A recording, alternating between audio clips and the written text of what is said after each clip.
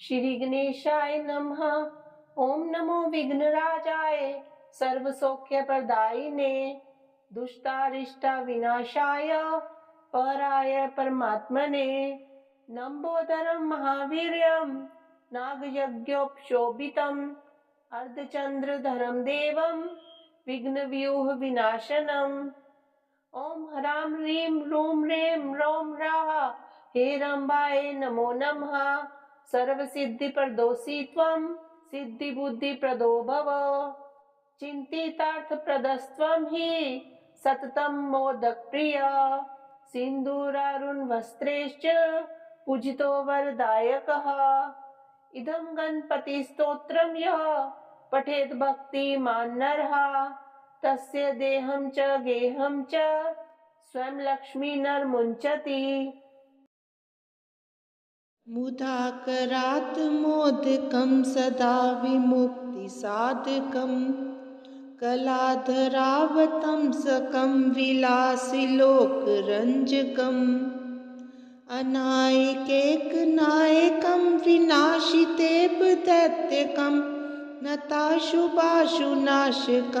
नमामि तं विनायकम् नतेतरातिभीकरं नवोदितार्कभास्वरं नमत्सुरारिनिर्झरं नतादिकापदुद्धरम् सुरेश्वरं निधीश्वरं गजेश्वरं गणेश्वरं महेश्वरं तमाश्रये परात्परं निरन्तरम् समस्तिलोकशङ्करं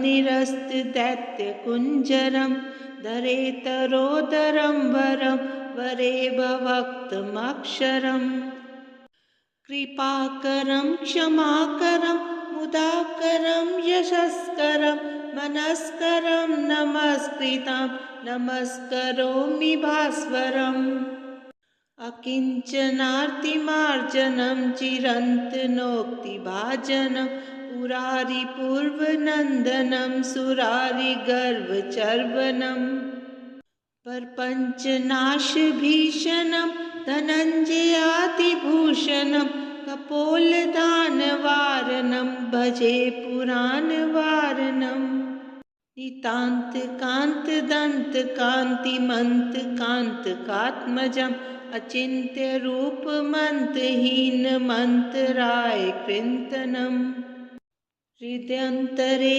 निरन्तरं वसन्तमेव योगिनं तमेकदन्तमेव तं विचिन्तयामि सन्ततम् महागणेश पञ्चरत्नमादरेण योऽन्वहं प्रजल्पति प्रभातके हृदि स्मरन् गणेश्वरम् अरोगतां तोषतां सुसाहितीं स्पुत्रतां समाहितायुरष्टभूतिमभ्युपेति सोचिरात्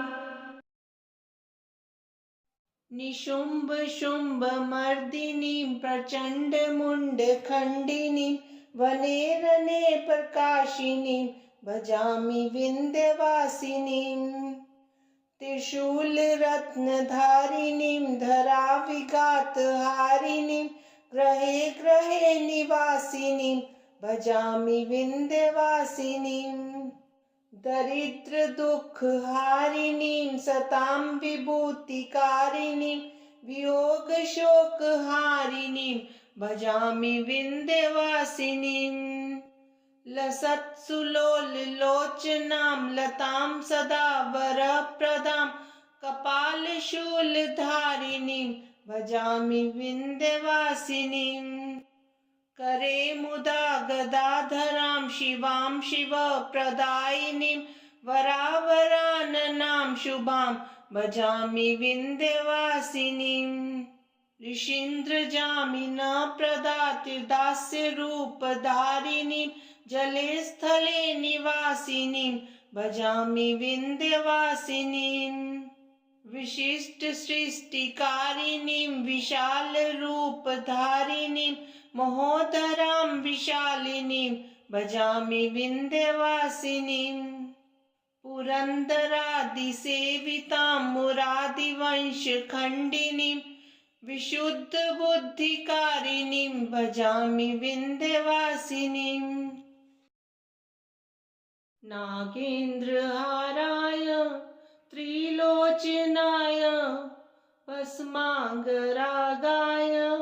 महेश्वराय नित्याय शुद्धाय दिगम्बराय तस्मै नकाराय नमः शिवाय। मन्दाकिनी सलिल चन्दन चर्चिताय नन्दीश्वर प्रमथ नाथ महेश्वराय मंदार पुष्प बहुपुष्प सुपूजिताय तस्मै मकाराय नमः शिवाय। शिवाय गौरी वदनाब्ज वृंदा सूर्याय दक्षा त्वरनाशिकाय श्रीनीलकण्ठाय वृषभध्वजाय तस्मै शिकाराय नमः शिवाय।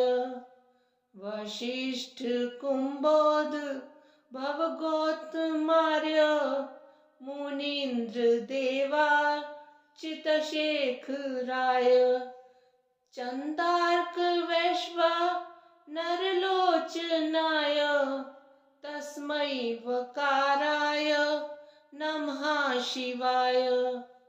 यज्ञस्वरूपाय जटाधराय पिनाकहस्ताय सनातनाय दिव्याय देवाय दिगम्बराय तस्मै यकाराय नमः शिवाय। पंचाक्षरमिदं पुण्यं ये पठेत् शिवसन्निधौ शिवलोकमावाप्नोति शिवेन सह मोदते। भज गौरीशं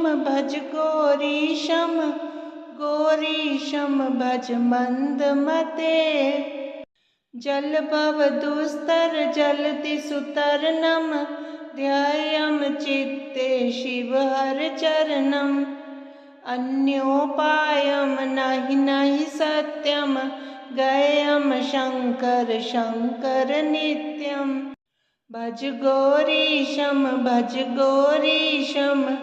गौरीशं भज मन्दमते दारापत्यं क्षेत्रं वित्तं देहं गेहं सर्वमनित्यम् इति परिभाव्य सर्वं सारं गर्भवकृत्या स्वप्नविचारम्।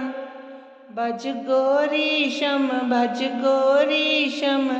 गौरीशं भज मन्दमते मल्वे चित्ते पुनरवृत्ति पुनरपि जननी जठरोत्पत्तिः पुनरप्याशाकुलितं जठरं किं नहि मुञ्चसि कथयश्चित्तम्।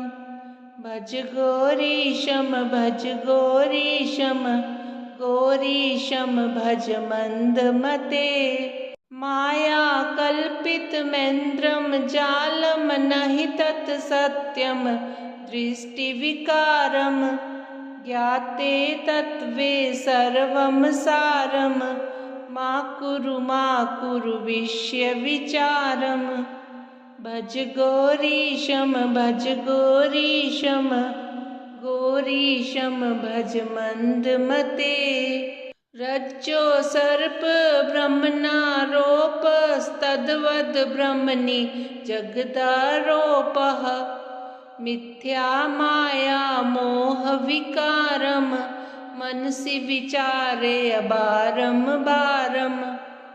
भज गौरीशं भज मन्दमते अध्वर कोटि गंगा गमनं कुरुते योगं चन्द्रिय दमनं ज्ञान विहीने सर्वं तेन भवति मुक्तो जन्मशतेन भज गौरीशं भज गौरीशं गौरीशं भज मन्दमते सोऽहं हंसो ब्रह्मो वाहं शुद्धानन्दस्तत्त्वपरोऽहम् अद्वैतोऽहं सङ्गविहीने चन्द्रिये आत्मनि निखिले लीने भज गौरीशं भज गौरीशं गौरीशं भज मन्दमते शङ्कर किङ्कर मा कुरु चिन्तां चिन्तामणिना विरचित मे तत् यः सद्भक्त्या पठति नित्यं ब्रह्मनिलीनो भवति सत्यं भज गौरीशं भज गौरीशं गौरीशं भज मन्दमते सुमन सवन्दित सुन्दरि माधवी चन्द्र सहोदरि हेममये मुनिगण मंडित मोक्ष प्रदायिनी मंजुल भाषिनी वेदनुते पंकजवासिनी देव सुपूजित सद्गुण वर्षनि शांतियुते जय जय हे मधुसूदन कामिनी आदिलक्ष्मी सदा पालय माम् अहि कलिकल्मषनाशिनि कामिनि वैदिक रूपिणि वेदमये क्षीर समुद्भव मंगल रूपिणि मंत्र निवासिनि मंत्रनुते मंगलदायिनि अम्बुजवासिनि देवगणाश्रित पादयुते जय जय हे मधुसूदन कामिनि धान्यलक्ष्मी सदा पालय माम् जय वर वर्णनि वैष्णवी भार्गवी मंत्र स्वरूपिणि मंत्रमये सुरगण पूजित शीघ्र फलप्रद ज्ञान विकासिनि शास्त्रनुते भवभयहारिणि पाप विमोचनि साधु जनाश्रित पादयुते जय जय हे मधुसूदन कामिनि धैर्य लक्ष्मी सदा पालय माम् जय जय दुर्गति नाशिनि कामिनि सर्वफलप्रद शास्त्रमये रथ गज तुर्ग पदादि समावृत परिजन मंडित लोकनुते हरिहर ब्रह्म सुपूजित सेवित ताप निवारिणि पादयुते जय जय हे मधुसूदन कामिनि गजलक्ष्मी रूपेण पालय माम् अहि खगवाहिनि मोहिनि चक्रिणि राग विवर्धिनि ज्ञानमये गुणगण वारिधि लोकहितैषिणि स्वर सप्त विभूषित गाननुते सकल सुरासुर देव मुनीश्वर मानव वंदित पादयुते जय जय हे मधुसूदन कामिनि संतान लक्ष्मी त्वं पालय माम् जय कमलासनि सद्गतिदायिनि ज्ञान विकासिनि गानमये अनुदिन मर्चित कुंकुम धूसर भूषित वासित वाद्यनुते कनकधरा स्तुति वैभव वंदित शंकर देशिक मान्य पदे जय जय हे मधुसूदन कामिनि विजय लक्ष्मी सदा पालय माम् प्रणत सुरेश्वरी भारती भार्गवी शोक विनाशिनी रत्नमये मणिमय भूषित कर्ण विभूषण शांति समावृत हास्य मुखे नवनिधिदायिनि कलिमलहारिणि कामित फलप्रद हस्तयुते जय जय हे मधुसूदन कामिनि विद्यालक्ष्मी सदा पालय माम् धिमि धिमि धिन्धिमि धिन्धिमि धिन्धिमि दुन्दुभिनाद सुपूर्णमये घुम घुम घुम घुम घुम घुम घुम घुम शंख निनाद सुवाद्य नुते, वेद पुराण इतिहास सुपूजित, वैदिक मार्ग प्रदर्श युते। जय जय हे मधुसूदन कामिनी, धन लक्ष्मी रूपेण पाल्य माम्। देवी उवाच धनदाया महाविद्या, कथिता न प्रकाशिता, इदानीं श्रोतुमिच्छामि, कवचं पूर्वसूचितम्। शिव उवाच शृणु देवी प्रवक्ष्यामि, कवचं मन्त्रविग्रहम्, सारतरं देवी, कवचं मन्मुखोदितम्। धनदा कवचस्यास्य, कुबेर ऋषिरीरितः, पंक्तिश्छन्दो देवता च, धनदा सिद्धिदा सदा। धर्मार्थ काम मोक्षेषु, विनियोगः प्रकीर्तितः, धम्बीजं मे शिरः पातु, हिमबीजं मे ललाटकम्, श्रीबीजं मे मुखं पातु, रकारं हृदिमेव तु, तीकारं पातु जठरं, प्रीकारं पृष्ठतोऽवतु। येकारं यङ्योर्युग्मे, स्वाकारं पादयोर्युगे, शीर्षादिपादपर्यन्तम्, आकारं सर्वतोऽवतु। इत्येतत् कथितं कान्ते, कवचं सर्वसिद्धिदम्, गुरुभ्यर्च्य विधिवत्, कवचं परपठेद्यति। शतवर्षसहस्राणां, पूज्यः फलमाप्नुयात्, गुरुपूजां विना देवी, नहि सिद्धिः प्रजायते। गुरुपूजात् परो भूत्वा, कवचं परपठेत् ततः, सर्वसिद्धियुतो भूत्वा, विचरेद् भैरवो यदा। प्रातः काले पठेद्यस्तु, मंत्रजाप पुरःसरम्, सोऽभीष्टुलमाप्नोति, सत्यं सत्यं न संशयः। पूजा काले पठेद्यस्तु, देवीं ध्यात्वा हृदयम्बुजे, षण्मासाभ्यन्तरे सिद्धिर्नात्र कार्यविचारणा। सायंकाले पठेद्यस्तु, स शिवो नात्र संशयः, भुजं विलिख्य गुटिकां, स्वर्णस्थां धारयद्यदि। पुरुषो दक्षिणे बाहो, जोषिद्वाम भुजे तथा, मा सर्वसिद्धियुति भूत्वा, धनवान् पुत्रवान् भवेत्। इदं कवचमज्ञात्वा, यो जपेद् धनधाम शुभे, शस्त्रघातमवाप्नोति, सोचिरान् मृत्युमाप्नुयात्। कवचेनावृतो नित्यं, यो हि यत्रैव गच्छति, तत्रैव स महादेवी, सम्पूज्यो नात्र संशयः।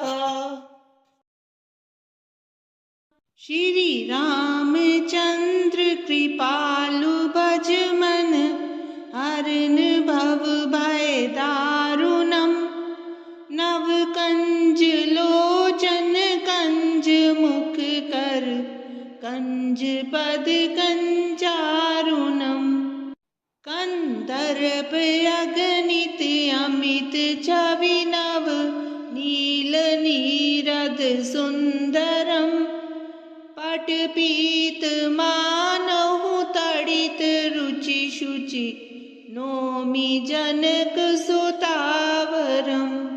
भजु दीन बंधु दिनेश दानव, दैत्य वंश निकंदनम्। रघुनंद आनंद कंद कौशल, चंद्र दशरथ नंदनम्। सिर मुकुट कुंडल तिलक चारु, उदारु अंग विभूषणम्।